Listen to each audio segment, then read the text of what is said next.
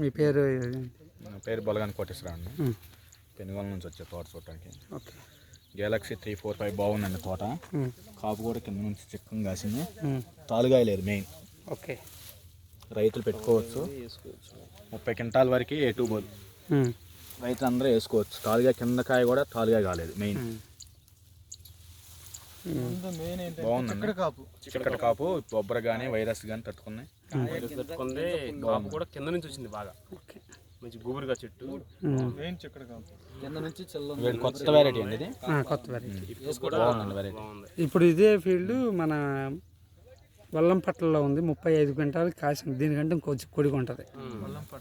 ఇది 30 క్వింటాల యాదవ్ ఆయన పేరు. పటాపంచలో ఉంది, వీడియో వచ్చింది ఇంతకుముందు. పంపిద్దాం. 30కి దగ్గర పొడిగానే వస్తుంది. క్వాలిటీ కానీ సైజు కానీ గింజ కానీ ఓకే. నెక్స్ట్ ఇయర్ మీకు ప్లానింగ్ ఉందా? మీకు ఏమన్నా నెక్స్ట్ ఇయర్ ప్లానింగ్? ఓకే. కాయ కనుక సైజు తీసుకెళ్ళండి మీరు.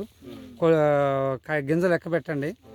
85 పైన అయితే మనకు ఖచ్చితంగా ఉంటాయండి. అది ఇబ్బంది లేదు. ఓకే. సరేనండి.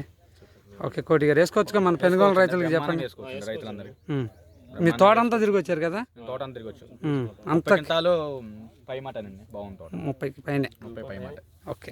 మెయిన్ మేము 35 ఎక్స్పెక్ట్ చేస్తున్నాం సార్. 35 అయితే స్టెప్ లో కూడా తాలుగా లేదు. మెయిన్ ఒక్క కాయ తాళలేదు. అది క్వాలిటీ బాగుంది. క్వాలిటీ బాగుంది. సన్నీడు. వేసుకోవచ్చు. ఓకే.